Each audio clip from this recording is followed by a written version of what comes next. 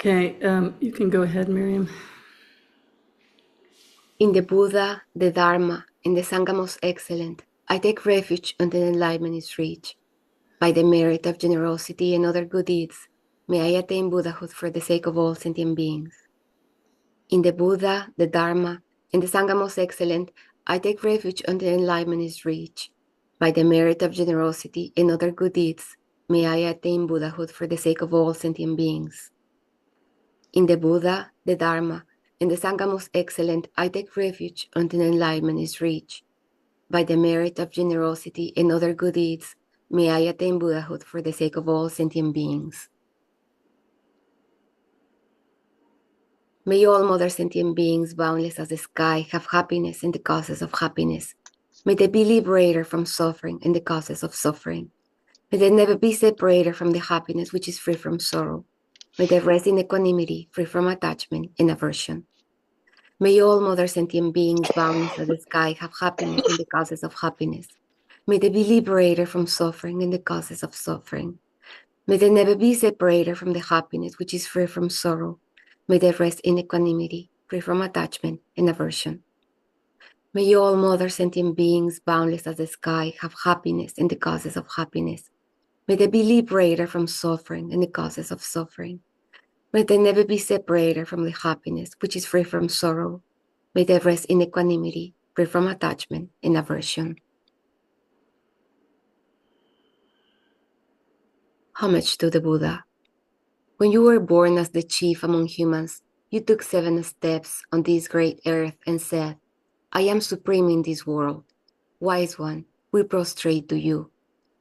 Possessing a completely pure body, an excellent supreme form, ocean of wisdom, mountain of gold, famed throughout the 3 worlds, supreme protector, we prostrate to you. Possessing the supreme marks, face immaculate like the full moon, golden colored one, we prostrate to you. Free from stains in the 3 worlds, there is no one like you. To you who has incomparable wisdom, we prostrate. Supreme among humans, the charioteer and tamer of beings, the Tathagata who severs the all-enmeshing feathers, who with senses pacified and utterly pacified is skillful. To you who dwelt in Shravasti, I prostrate. The protector who possesses great kindness, the omniscient teacher, the basis of oceans of merit and virtue, we prostrate to the Tathagata. Pure the cause of freedom from passion, virtuous liberating from the lower realms. This alone is supreme ultimate truth. We prostrate to the Dharma, which is peace. Liberated, they show the path to liberation. They are fully dedicated to the disciplines. They are a holy field of merit and possess virtue. We prostrate to the Sangha.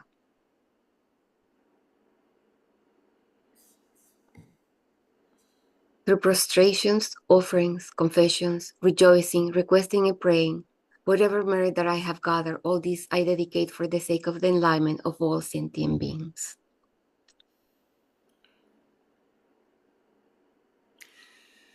Oh, good morning, everyone.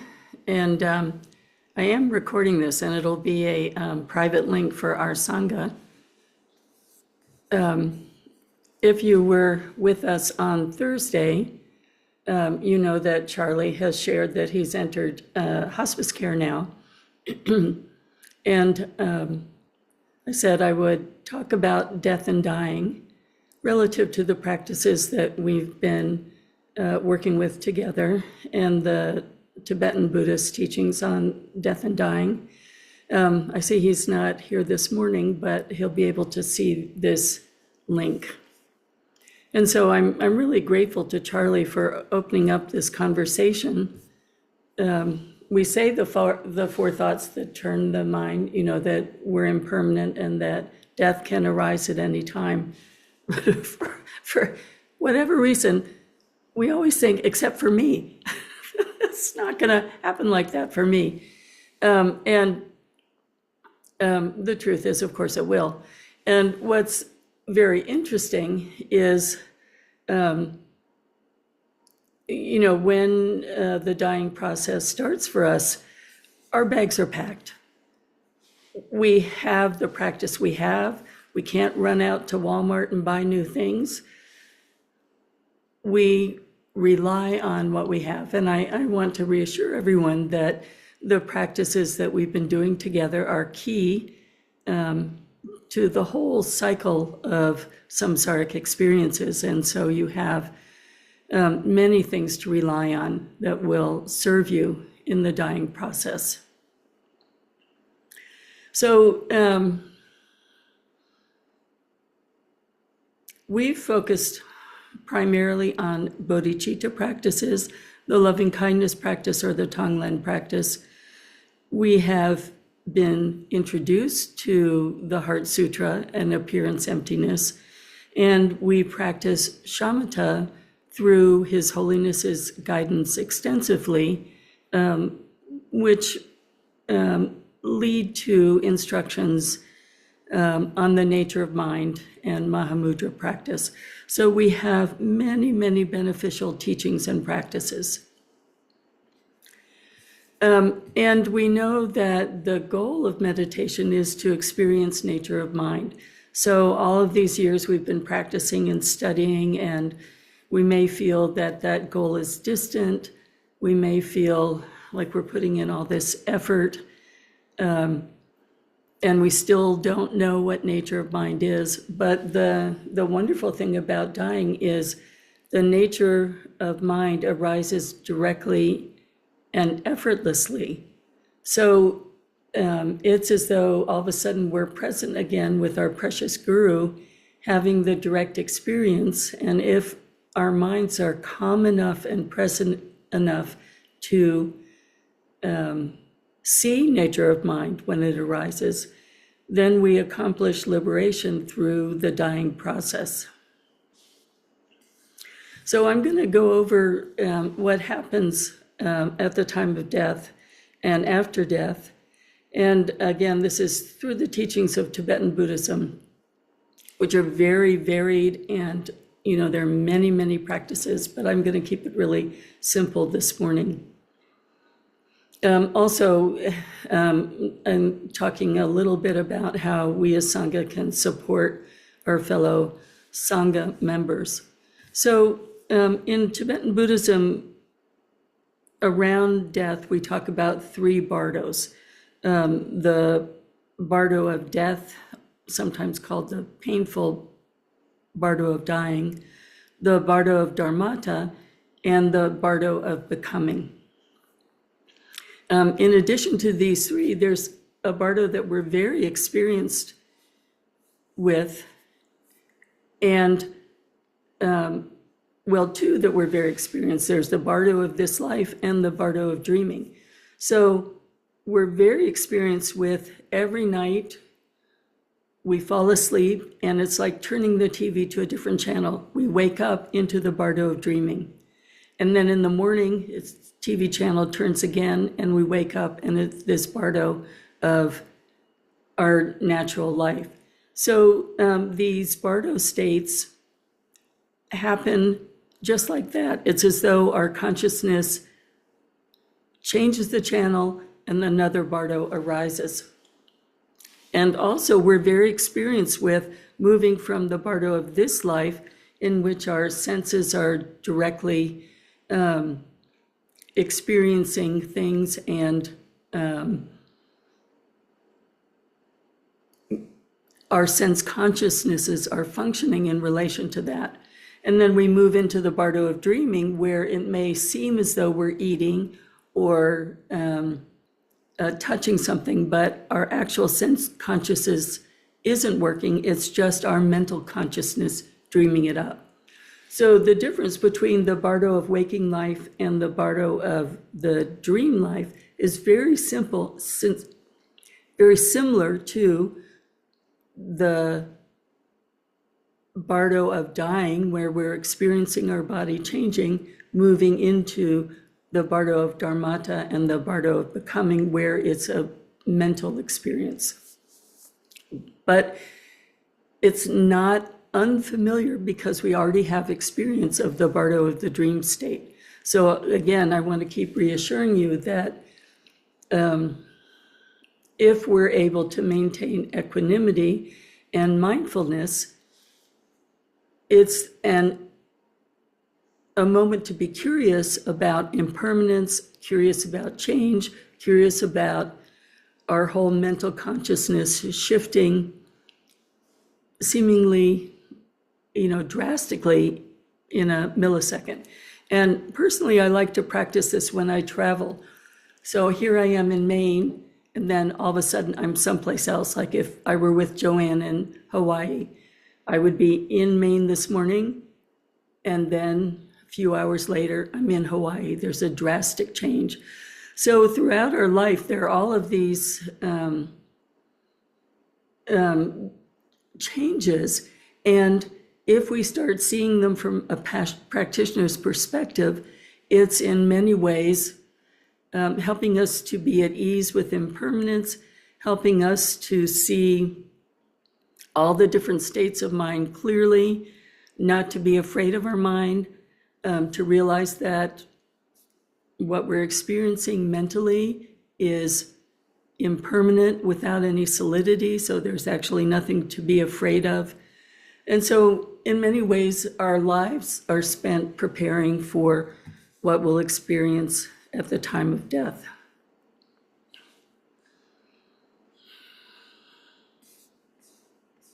So at the time of death, if we are having, let's say, a natural death, our body goes through many different changes, and if we're a practitioner, we approach them with curiosity instead of with fear. And as Sangha friends, we can sit with each other and remind each other. There are passages that we can rephrase or use literally, saying, "Oh, my friend Charlie, the time of death is approaching and your body is changing." I've done a lot of hospice work, and so this part of the death and dying process is pretty familiar to me. There are, stages that we can observe, and the person who's dying, if they're conscious, can observe. And if they're not conscious, you can read to them and they will hear you, or you can speak to them and they'll hear you. But the elements start to dissolve. And so at first, the extremities become cold. And then there can be a sense of great weight, the earth element dissolving. And often there's dryness. So if you've ever been with someone who's dying, you're putting a sponge in their mouth. So that's the water element dissolving. And then finally, the breath stops functioning, and that's the air element dissolving. And at an inner level, at the same time as each element dissolves, the sense consciousness that goes with that also dissolves. So the sense consciousness of taste, the sense consciousness that goes with tactile sensations, with hearing and seeing. So you're gradually returning to the source or the primordial nature of mind, and it's in stages. So we don't want this to be scary, so we sit with our friends and just reassure them, this is natural, your body is changing, we're right here with you, and we can do everything we can to help the person maintain a positive state of mind. How much we love them, how meaningful their life was. We can be generating bodhicitta in the room for them, reading their favorite prayers and practices. So in Tibetan Buddhism, and we've been working with, in the Sharvasti practices, some of the physical exercises that wake up the subtle energy and unblock the channels. So we recognize there's also a subtle body functioning as well as the gross physical body.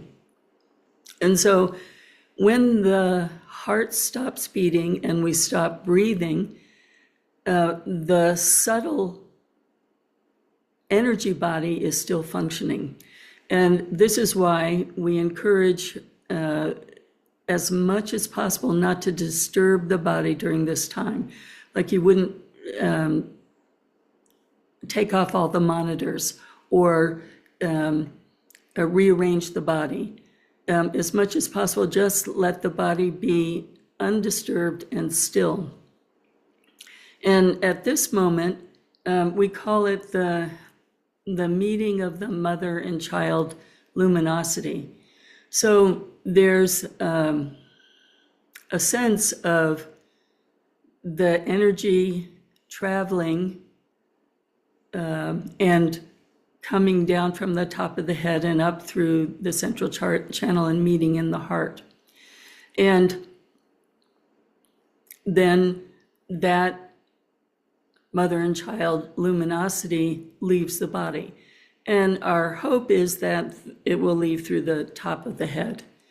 So when you're with someone who's dying, sometimes you can place your hand near the heart or near the top of the head, and you can still feel a little heat in those areas. You might feel a little tingling, but it gives an indication that there is still a process going on.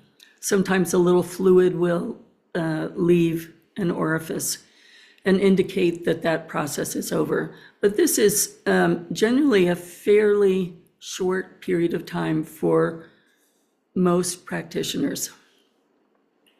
And this is the moment where you're able to recognize, or you have an opportunity to recognize nature of mind. It goes by very, very quickly for most people. And Dzogchen Ponlop Rinpoche talks about 5 samadhi days. So this moment where we have the opportunity to directly see our nature of mind, that it effortlessly arises, relates to our meditation practice. If in our meditation practice, we're able to have single-pointed focus and using the tool of that single-pointed focus to directly look at the nature of our minds and abide there, the amount of time that we're capable of doing that is 1 samadhi day. This moment in the death and dying process lasts for 5 samadhi days. So you may not have directly seen the nature of your mind, or you may have seen it as a flash for 1 second. Then at this moment, it'll be 5 seconds. So not to worry, but just to see, oh, okay, this is why I'm practicing, and this is how my practice relates to the time of death. For most people, this goes by in such a flash that we don't see it at all.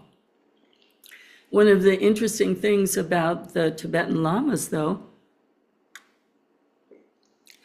is that they can stay in this state for a very long time.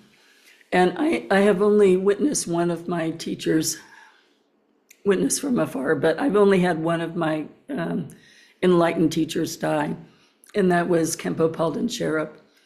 And so his close students and brother said that he was able to maintain this state for a month. And,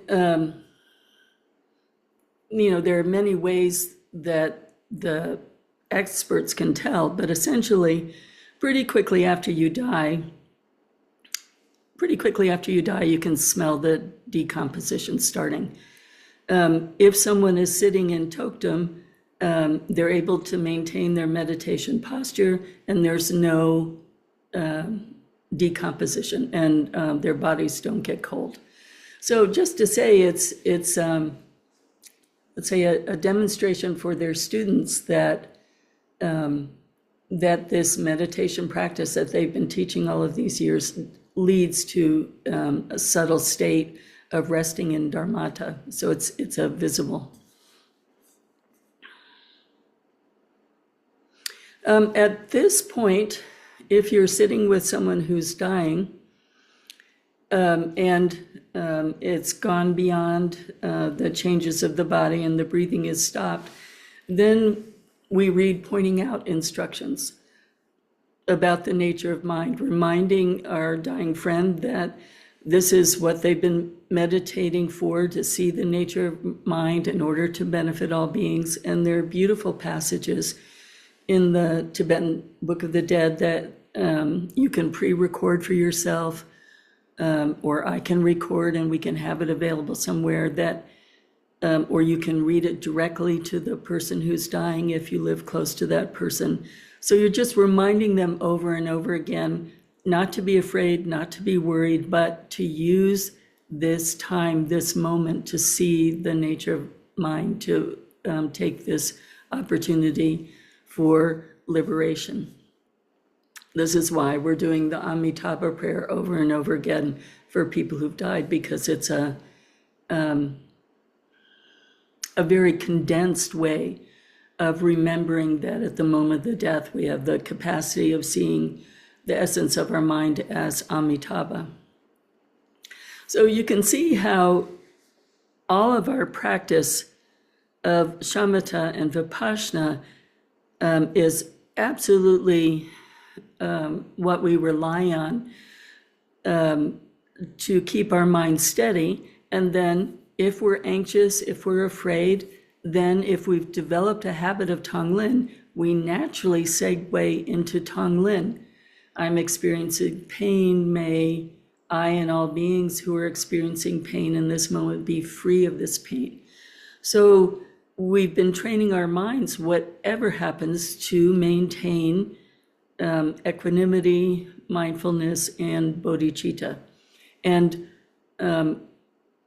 you can imagine, it's an incredible opportunity to practice during all of these different stages.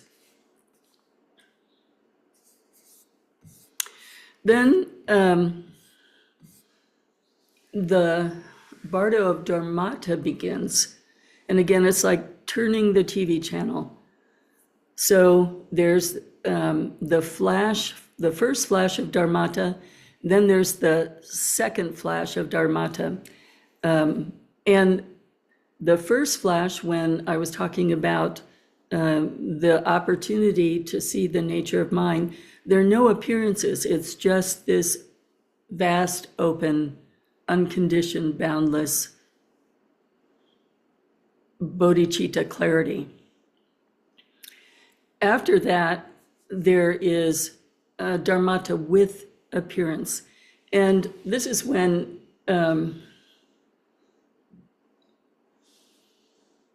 it's theoretical. We don't know what we will experience. We don't know, since we're in a different culture, exactly how things appear. But from the perspective of the Tibetans, the sacred world appears symbolically, and it's Dharmata. So it's extremely bright colors, very loud sounds, flashes, and first there's colors and lights, and then Amitabha, Tara, different deities. So it's symbolic. So we may experience this very individually if we haven't been actively practicing Vajrayana. But again, this whole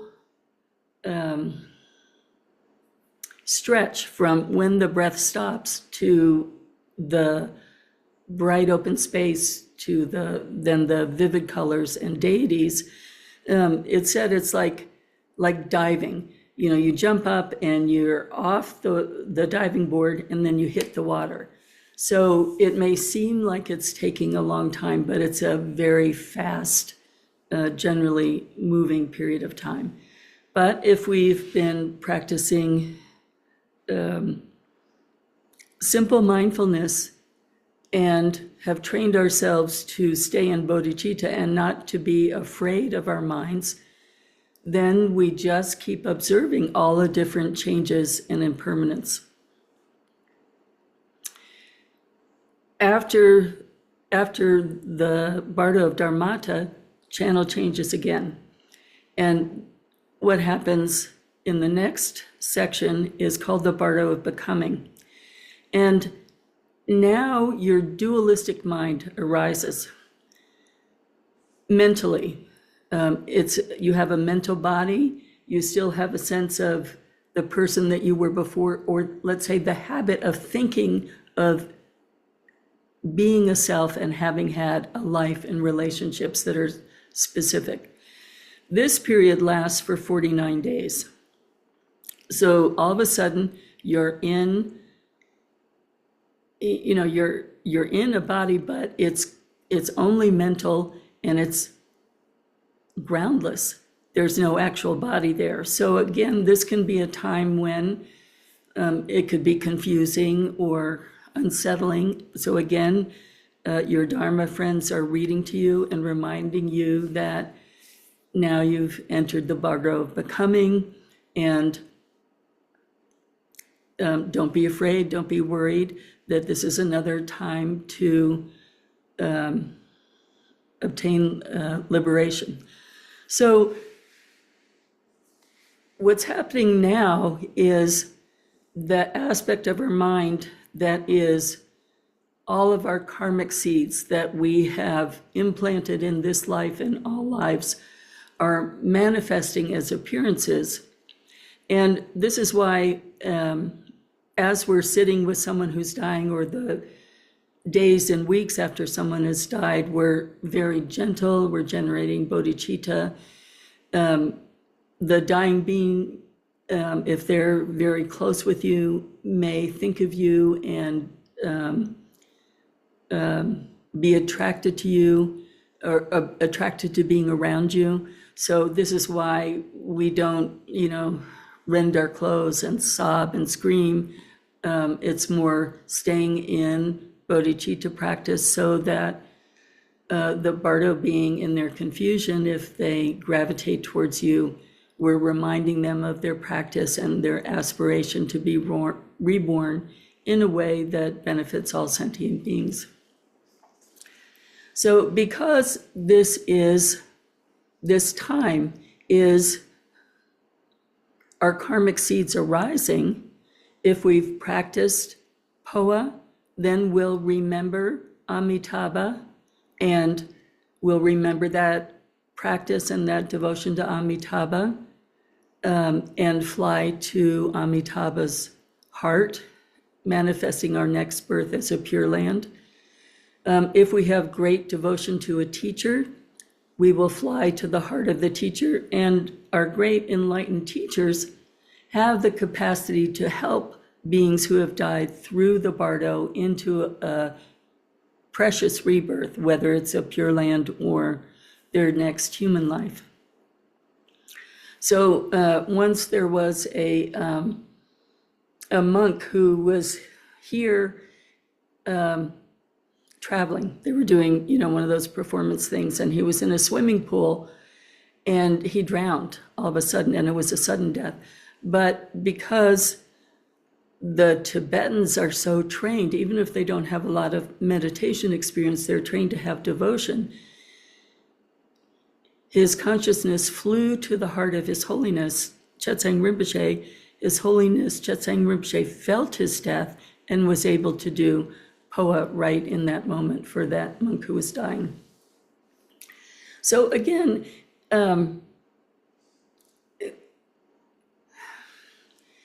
we work with how we've lived, and how we've lived, the karmic seeds that we've planted are what arise at this time. You can't run out to Walmart and buy POA practice if you haven't been doing POA practice, but we have been doing bodhicitta practice, and we have been doing the Amitabha prayer. So those are the essence of the POA practice. So again, I don't want anyone to be worried or fearful. It's the time to put all of your practice into action. So during these 7 weeks, at first you were focused mainly on the life that you've just lived, But then after a while, your mind turns towards your next life. And there is what's called a propensity.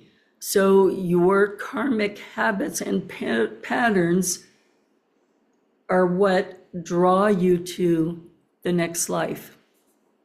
And you will see gentle lights. You might see a house, and essentially you start seeing your future parents, and then the channel changes again and you're in a womb. So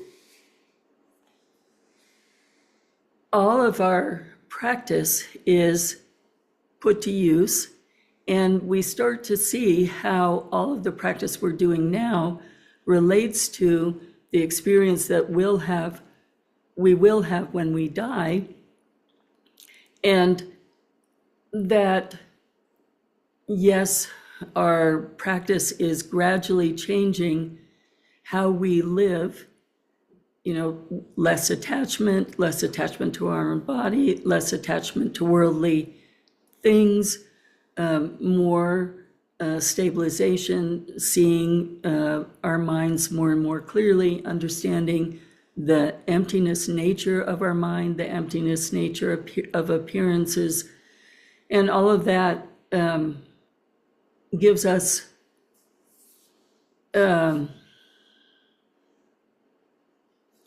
tools that will allow us to have a rebirth where we can hear the Dharma, meet with teachers, and continue our maturation so that eventually we're able to see nature of our mind in our lives or at the moment of death. And in that liberation, carrying the aspiration to benefit all sentient beings, we have more and more capacity, more and more skillful means to truly benefit all sentient beings.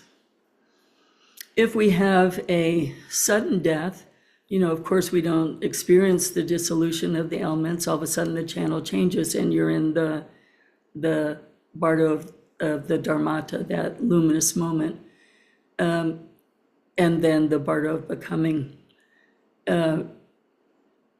But you have the practice you've been doing all of this time. During the 7 weeks, you can offer prayers for the person who's died. You can do meritorious work and dedicate it to the person who's died. And you can also read the Tibetan Book of the Dead and the instructions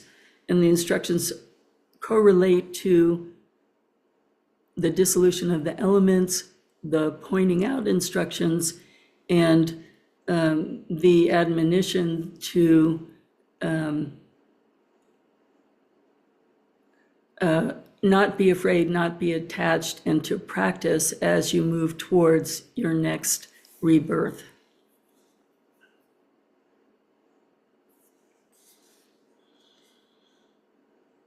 Oh, and Richard Gere has a wonderful recording of the Tibetan Book of the Dead. So you can actually, sometimes I've played that in the shrine room and kept it going after a Sangha member has died.